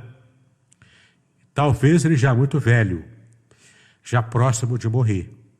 Abraão, portanto, sendo o filho mais velho, vivo, cotado para ser aquele que seria o novo patriarca do clã. Terá morre em Harã. Lá em Harã, Abraão ouve pela primeira vez a voz de um Deus, Experiência que ele nunca tinha tido antes, porque nenhum Deus falso que ele adorava falava. Então ele olhou, quem que está falando comigo? Não sei, uma voz diferente. Olhou para um lado, olhou para o outro, não sabia quem era. De repente ele percebe, é Deus que está falando comigo, mas qual Deus? Qual do Deus que eu adorava? Deus precisava se revelar para ele. E Deus vai se revelando para ele como o Shaddai, o El Shaddai, o Deus Todo-Poderoso. O Deus que se revela aos patriarcas assim como El Shaddai. Ele vai se mostrando para Abraão. Ele diz agora, sai da tua terra, sai-te por ti mesmo. Por quê? Porque se você ficar em Harã, onde você está instalado agora, saindo também de outros caldeus lá com seu pai, e agora que você é o chefe do clã, se você ficar, você vai se envolver com idolatria. Eu tenho algo para te revelar. Não existem outros deuses.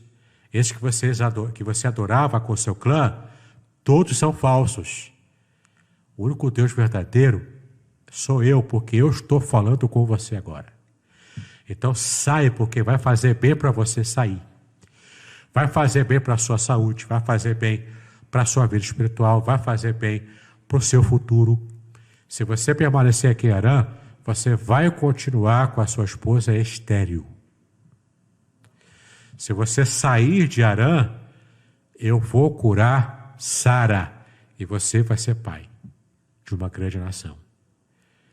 Claro que não estou sintetizando muita coisa aqui, né? Claro. Porque Abraão foi descobrindo aos poucos. Mas o mais importante, Deus não revelou para Abraão todo o trajeto, o mapa completo. Não revelou. Era de passo a passo, fazendo com que Abraão aprendesse a se desintoxicar dos deuses idólatras do passado que ficaram para trás e receber nova revelação, aprendendo passo a passo na convivência do único Deus verdadeiro, que estaria agora se revelando a ele como o único Deus que realmente existe, que era a primeira revelação na história, claro, depois de Adão e Eva, depois que a idolatria surgiu no mundo por causa do pecado, a primeira revelação na história pós-Éden de um Deus único em toda a história da humanidade. E a gente hoje quer o mapa completo, né? A gente hoje quer o mapa completo, eu só vou te seguir, eu vou ficar rico no final? Se eu ficar rico, eu vou. Mas não é assim, eu não trabalho assim. E a gente também não quer deixar os nossos ídolos para trás. A gente não quer. Inclusive, para quem gosta de acompanhar, tem um canal do YouTube com o meu nome, Davidson Bignon, e ali eu tenho um estudo especial que eu fiz sobre a jornada de Abraão. Tem um aspecto geográfico, arqueológico, psicológico, na língua hebraica, com muito mais detalhes do que eu pude falar aqui, e também no próprio contexto bíblico. Ali é um estudo completo de quase 2 horas de duração só sobre esse assunto. Muito interessante, vale a pena. Tá, no final você fala o canal, o Instagram, você vai poder estar divulgando. Tem várias palavras, né, no Antigo Testamento, na língua hebraica, que elas são atribuídas exclusivamente a Deus, né? Que elas têm o mesmo significado na transliteração, mas são palavras que são características, a exemplo dessa palavra criou, né? Que você falou. Que é exclusivamente para Deus. Tem outras palavras também, né? Que a gente pode... São mais títulos. Por exemplo, El Shaddai, não é nome, é título. Entendi. El Shaddai, né? El, Deus. Shaddai tem uma controvérsia aí de qual é a origem dessa palavra, mas muito provavelmente Shaddai venha do Deus dos montes, ou seja, o Deus que é poderoso porque habita em um monte alto, que era geralmente associado à águia, porque a águia ela voa altaneiramente, ela ataca, vem de cima e ataca e depois volta para cima. Se tem tempestade, a águia voa acima da tempestade. Tem todo um simbolismo ali envolvendo a águia. Jesus no Antigo Testamento é um dos grandes desafios, né? Jesus no Antigo Testamento. Fala um pouquinho pra gente aí, porque acaba acontecendo, às vezes, no intuito de apresentar Jesus em toda a pregação, né? A gente acaba encontrando Jesus onde ele não está, e aí surge, às vezes, uma heresia muito grande, né? Fala um pouquinho para a gente como que deve ser tratada a figura de Jesus no Antigo Testamento, sobretudo na nossa interpretação, mas também na pregação, no púlpito. Há passagens que elas são cristológicas. Claro, na perspectiva nossa cristã ou na perspectiva do judeu messiânico, que também consegue entender que Jesus ele é o Messias, né? Como nós entendemos. Então, há um valor que foi herdado da Reforma Protestante de você encaixar Cristo em grande parte das passagens do Antigo Testamento. A gente precisa ter cuidado com isso. Nem toda passagem do Antigo Testamento é cristológica. Nem toda passagem você consegue encaixar com certa segurança uma referência tipológica, ou seja, é um tipo de Cristo. Por exemplo, Josué é um tipo de Cristo? Porque ele libertou o povo levando para Canaã, para a Terra Prometida. É o próprio nome, né? O Yeshua é uma derivação de Yoshua, né? E Yehoshua... Yahvé é a salvação. Yehoshua é Josué. Isso. E Yeshua é Jesus, que são nomes, é o mesmo nome praticamente, só que há uma diferenciação ali só para a gente poder não confundir. Mas é o mesmo nome em hebraico, Yehoshua, que é Yahvé salva, o Yahweh salva, né? Que é o tetragrama sagrado salva. Então, o que eu quero dizer é o seguinte: há passagens que são claramente tipológicas, cristológicas, então apontam de fato para Cristo, seja profeticamente, seja apenas uma alusão. Agora, tem passagem que não é para você fazer isso.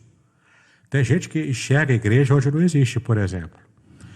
Hoje, inclusive, eu tive acesso a um grupo religioso que interpreta, por exemplo, que a mulher virtuosa, tá, de Provérbios, 31. que eu tenho até uma pérolazinha aqui nesse texto de Provérbios.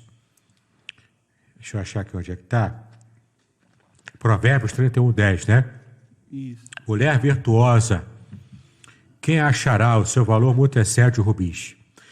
A expressão hebraica de mulher virtuosa é Eshet Ha'il, que significa literalmente em hebraico mulher guerreira. Não é a mulher que faz crochê, não é a mulher que faz arranjos de flores. Também pode fazer parte também dessa mesma ideia, porque ela é predada, ela é bastante predada para isso, né? Mas é mais do que isso, é a mulher empoderada, é a mulher guerreira, é a mulher que consegue vencer as lutas para poder erguer e cuidar do seu lar, da sua família, junto com o marido. Então, alguns grupos, esse grupo religioso que eu vi hoje, interpreta a mulher virtuosa como a igreja. Isso é fazer uma alegoria que o texto de Provérbios não teve nenhum tipo de ideia, nenhum tipo de intenção de falar disso. Ali era a mulher mesmo, a esposa, que cuidava bem do lar, que era guerreira, que era virtuosa e que cuidava bem da sua família. E o texto todo fala isso, ela acordava cedo, ela trabalhava, ela voltava para casa e servia. Então, isso aí é o caminho oposto do caminho da boa interpretação, que é você levar para o texto bíblico uma informação que o texto não diz. O caminho certo não é esse, o caminho certo é o contrário. É você, lembra da espiral hermenêutica? É você receber o texto lá do passado muda a sua compreensão presente, e depois você volta ao texto e faça esse movimento de crescimento na espiral. Entendeu? Quando você parte daqui, empurra a goela abaixo do texto, um negócio que o texto não diz, você está forçando a passagem. Você está forçando o texto. E então você está mutilando a Bíblia E os hereges da história se tornaram hereges porque fizeram esse movimento. Alegoria, né? Torna Exageradamente, uma sim. alegoria. E era muito comum a gente ver isso no Antigo Testamento, mas a gente tem visto muitas alegorias no Novo Testamento hoje também, né? As pessoas criam interpretações completamente desconexas do que o autor bíblico quis de fato dizer, né? Para você ter uma ideia, eu tive, uma certa ocasião, eu tive o desprazer de ouvir uma mensagem. Aí é o Novo Testamento. Mas o pregador pregou sobre as parábolas das 10 virgens.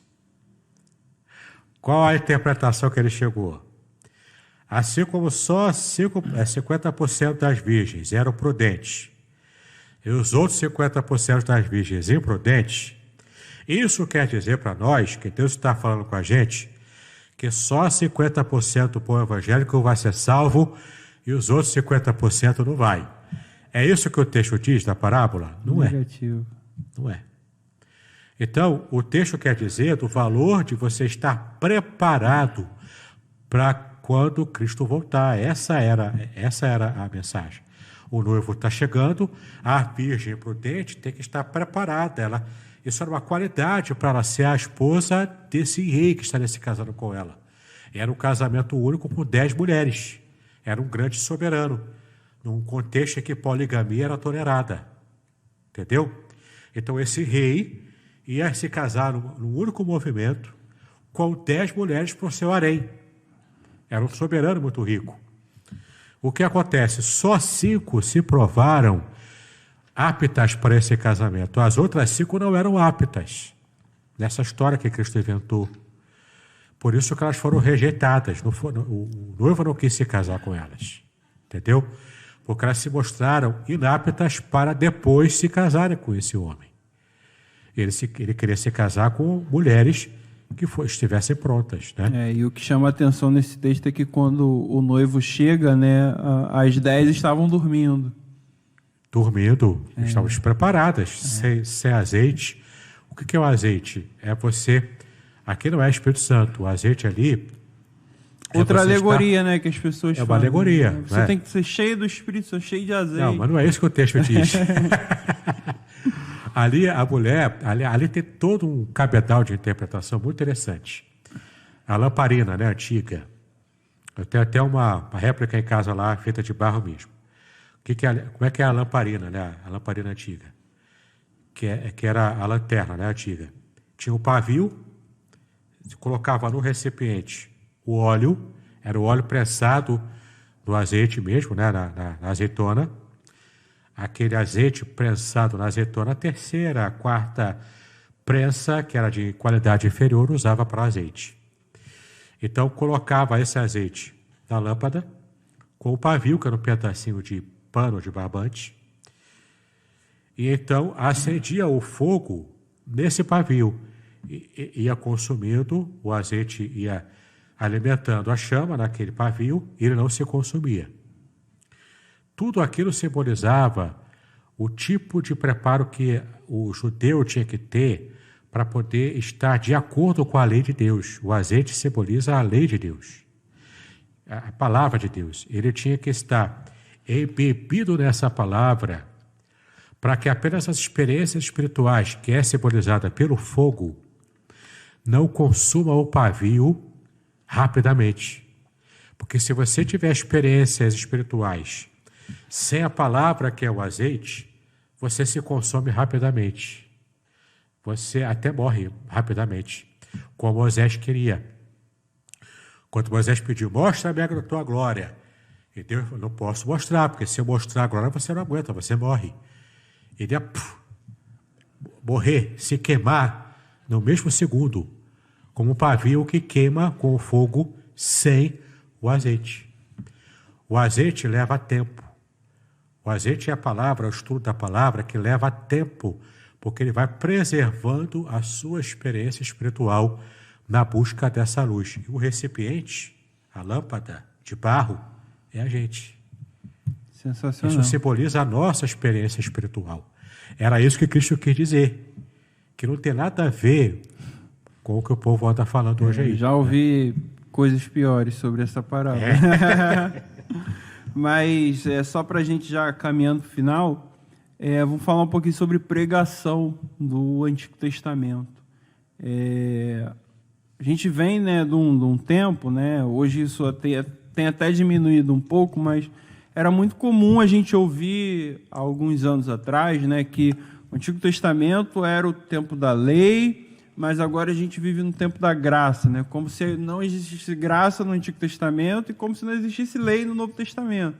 E isso, quando a gente leva para a pregação, né, o que acontece? Quando a gente não tem um extremo da alegoria, que é encontrar Jesus onde ele não está no Antigo Testamento, muitas das vezes a pregação se torna uma pregação legalista, uma pregação extremamente moral, uma pregação que trata sobre ética, e a gente esquece de falar sobre a graça, né? Fala um pouquinho para a gente sobre isso, sobre a graça no Antigo Testamento e sobre a pregação dessa graça no Antigo Testamento também. Sim.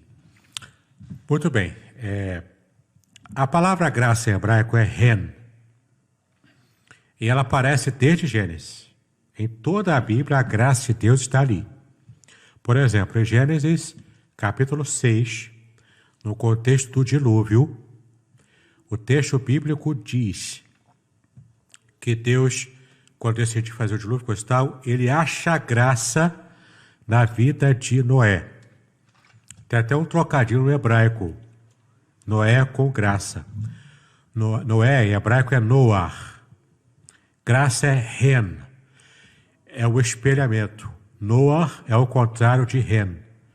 É como se tivesse duas palavras espelhadas, o contrário uma da outra. Então, Noah significa aquele que recebe a graça, a ren, de Deus. Então, quando diz que Deus achou graça de Noé, é como um namorado que olha para a garota que ele está começando a namorar e tem aquele encantamento com ela, tudo que ela faz é bonito. Até se ela bebe para Coca-Cola e solta lá o negócio, ele acha bonito aquilo. Tudo é bonito, porque ele está em estado de graça para com essa namorada. É esse o sentido. Deus estava em estado de graça ao comparar Noé com todo o restante da geração que estava corrompida. Então, Deus olha para Noé e se sente apaixonado pela vida que ele levava, porque ele era diferente. Esse ato de Deus achar graça em Noé, ren em Noé, salvou a humanidade como nós conhecemos. Nós estamos vivos hoje porque Noé se deixou revelar e despertar a graça de Deus para ele. E essa graça divina vai permeando todo o Novo Testamento. Quando chega ao Novo Testamento, é só o relevo dessa graça. A graça estava no Antigo Testamento, só que estava no meio das outras ideias de Deus.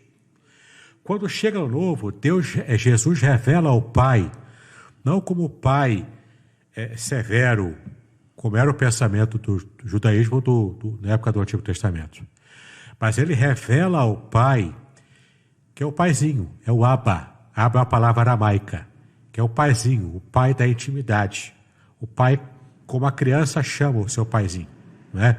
Que pega a criança no colo, é o pai da intimidade. Ele revela o pai mais próximo do que aquele pai sisudo, aquele pai distante, como era o imaginário do sistema patriarcal do Antigo Testamento. Aí o que acontece? A graça ela tem relevo no Novo Testamento. E tem uma passagem muito importante no Antigo Testamento que profetiza o Antigo. Mas, inclusive, essa expressão que nós cristãos usamos, Antigo Testamento, ela é inadequada e pejorativa para os ouvidos de um judeu. Por que antigo? Porque antigo dá a ideia de velho, ultrapassado. Pior ainda, Velho Testamento, pior ainda. Como é que eles chamam? A Bíblia hebraica, simplesmente, ou o Primeiro Testamento. Porque o Segundo Testamento, que na verdade não é o Novo Testamento, é o mesmo Testamento, só que renovado. Você vai ver isso lá em Jeremias, capítulo 31, versículo 31. Até você que está acompanhando a gente, ó, Jeremias 31, versículo 31, que diz o seguinte: Eis que dias vem, diz o Senhor, em que farei uma aliança nova.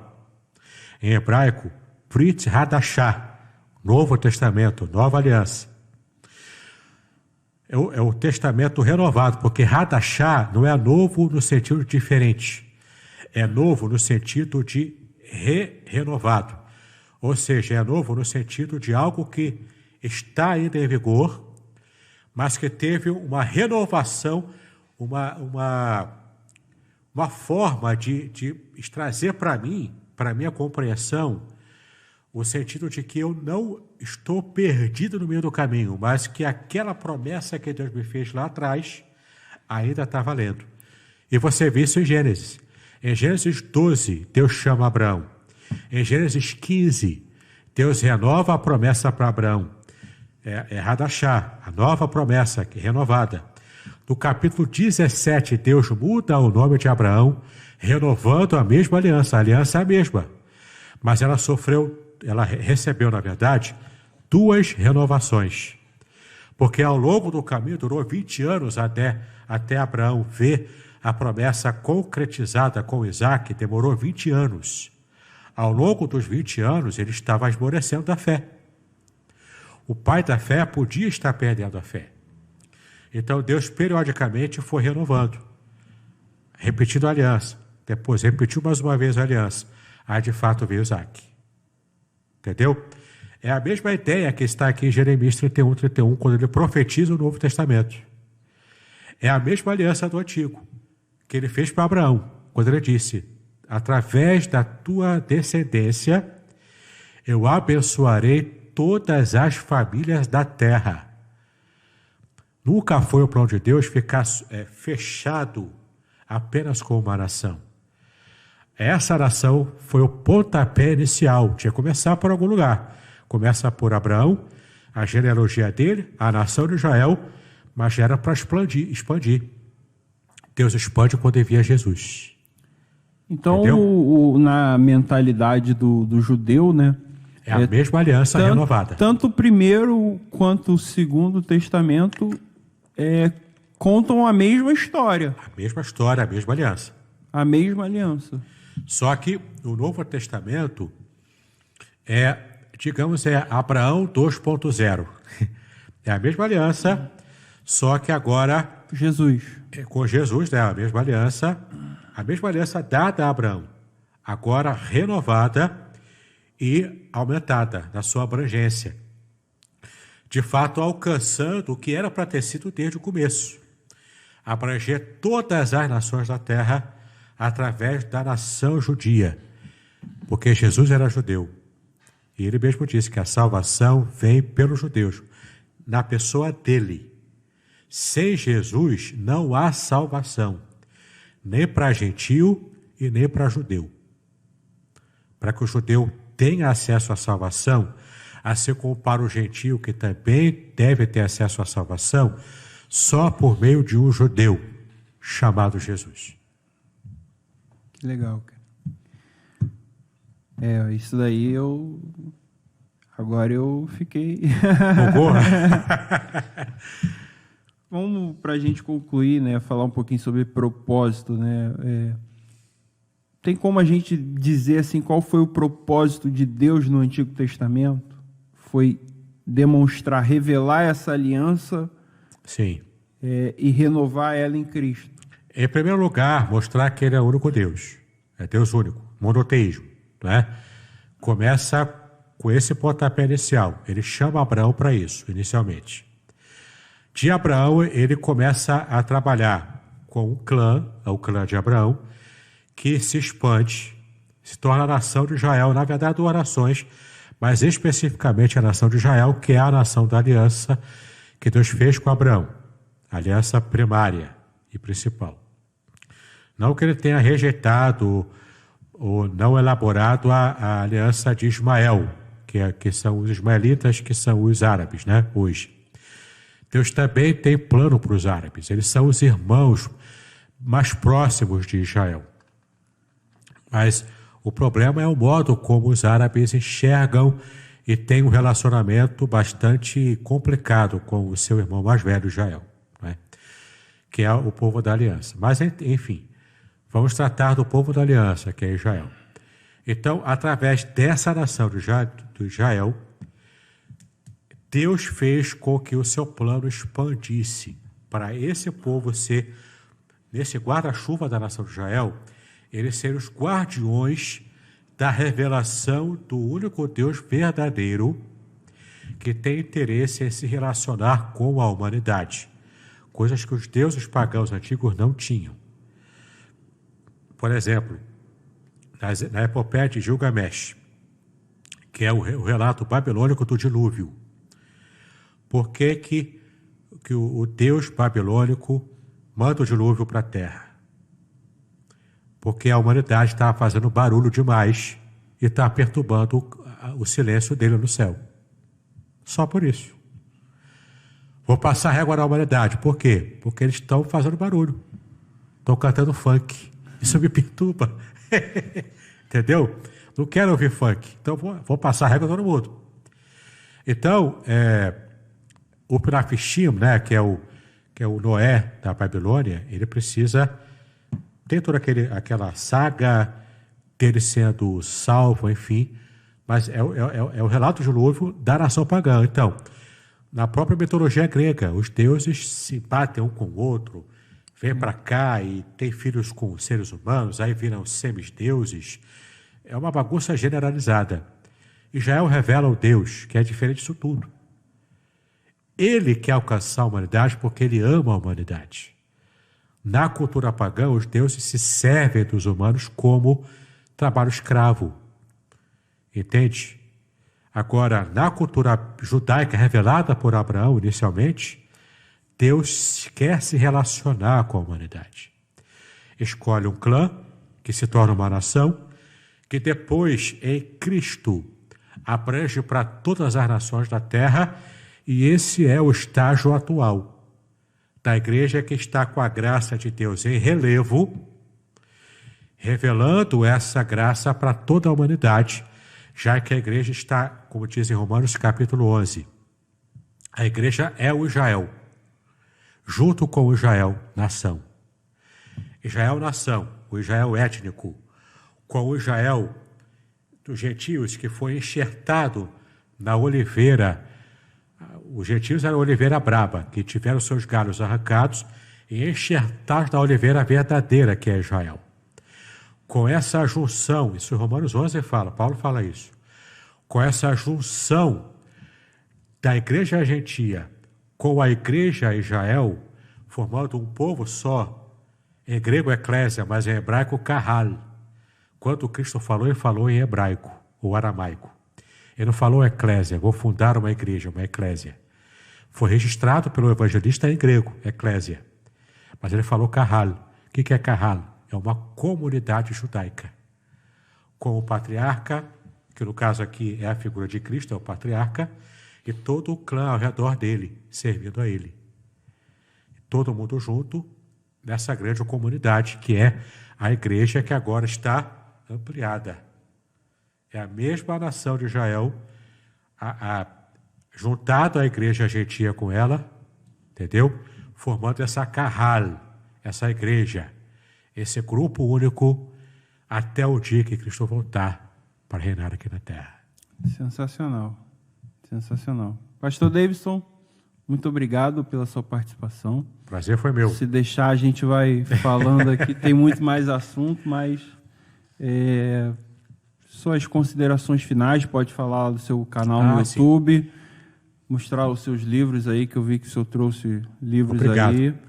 E rede social, se eu tiver, site, blog, eu sei que o senhor tem também. Tem várias coisas, né? Não, pode ficar à vontade, pode divulgar aí. Bom, se você quiser, você que está nos acompanhando aqui, você pode me seguir pelo meu canal do YouTube. É o meu nome, Davidson Bignon, tá? A gente pode botar o link na descrição aqui. Coloca o link, que aí você pode me seguir por ali.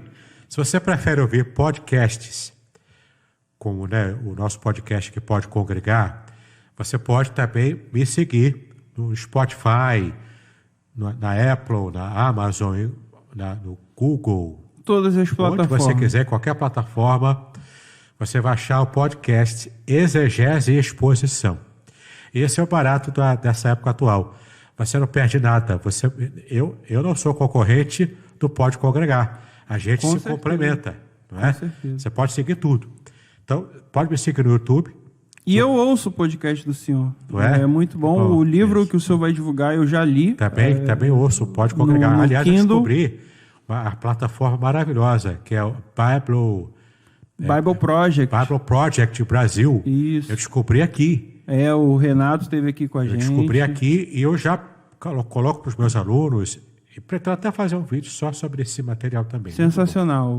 O episódio número 2, quem não assistiu pode... Muito bom. Gostei muito. Então, assim, você pode me seguir pelo YouTube, pelo podcast.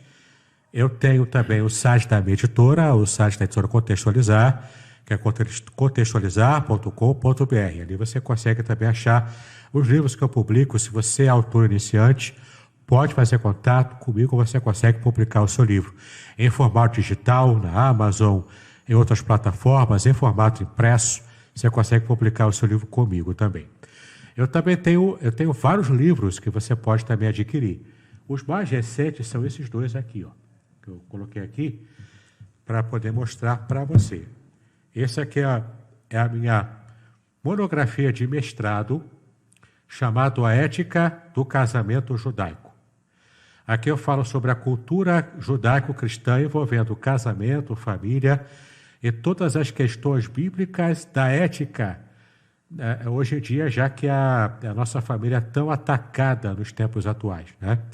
Então aqui você consegue ver esses temas afins sobre casamento e família segundo o que a Bíblia ensina. E o meu livro mais recente é esse aqui, Revelações Originais do Salmo 23, um livro que tem sido bastante elogiado.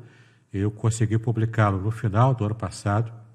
Aqui eu analiso todo o Salmo 23, versículo por versículo, palavra por palavra, totalmente baseado com esses segredos da Bíblia hebraica.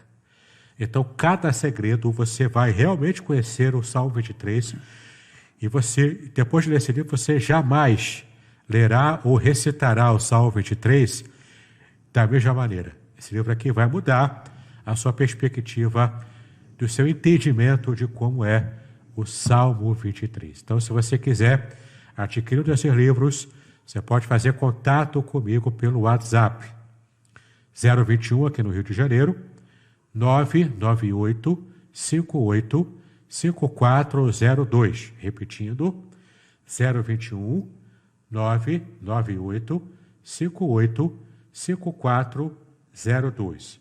Além de todos esses materiais, você também pode ter acesso a estudos, tudo gratuitamente pelo meu canal do Telegram, Exegese e Exposição Materiais. Eu tenho Instagram pelo meu nome, eu tenho Twitter também pelo meu nome, você consegue me achar assim. Eu tenho Facebook hoje é mais para o pessoal da terceira idade, mas você me acha lá também. É verdade. Várias formas de você me achar. Perfeito. Alguma consideração final sobre o nosso assunto, Sim, nosso tema? Sempre leia a Bíblia, lembrando-se de que você precisa... Melhor recomendação, leia o Antigo Testamento, leia a Bíblia, leia o Novo Testamento.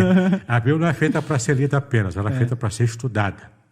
Então, leia o Antigo Testamento, a Bíblia toda, buscando essa aproximação cultural, histórica, linguística e também literária.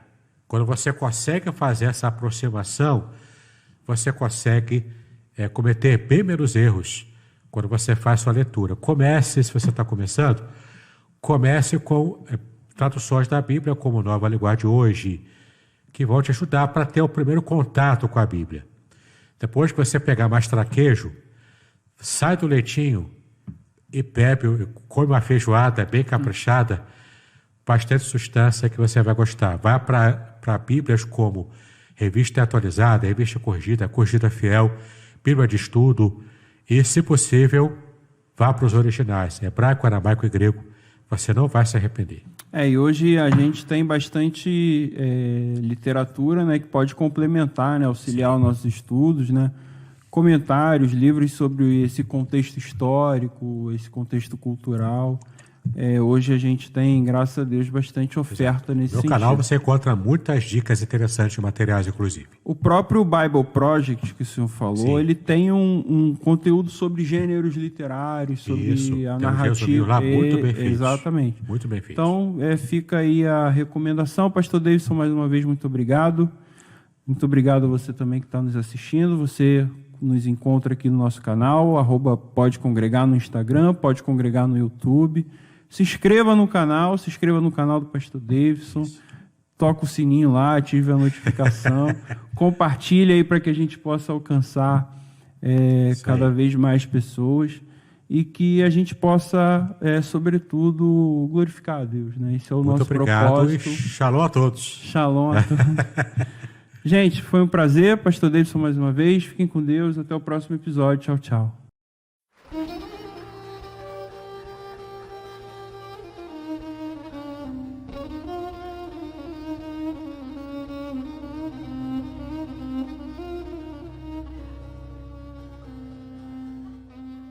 Shalom!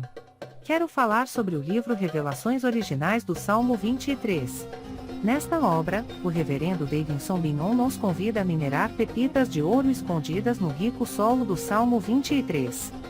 Todo livro é melhor compreendido em seu idioma original, em sua época original e em seu local original. Estamos distantes dos três no que diz respeito à Bíblia. Assim como o pastor guia as ovelhas, o reverendo tomará pela mão e o guiará em todo o trajeto para entender o Salmo 23 com todas as suas nuances que, infelizmente, se perdem em português. Numa época onde se tenta falsificar o sentido das escrituras utilizando os idiomas originais, o reverendo Binon nos traz uma tradução correta do Salmo, e uma interpretação sóbria, sem exageros dos termos em hebraico que sofrem prejuízo na tradução para a língua portuguesa. Coisa horrível é comprar bijuteria pensando ser joia rara. Aqui não é o caso. Realmente você aprenderá a minerar pepitas de ouro com este livro. As minhas já estão guardadas no cofre. Você se surpreenderá e se emocionará com a profundidade dos sentidos das palavras do Salmo 23. Espero que este livro seja um refrigério para a sua alma, assim como foi para a minha. E que você entenda que, mesmo que esteja passando por um deserto escaldante agora, o Divino Pastor lhe guiará até águas frescas e tranquilas. Assim, para ter uma boa leitura, acesse o link na descrição.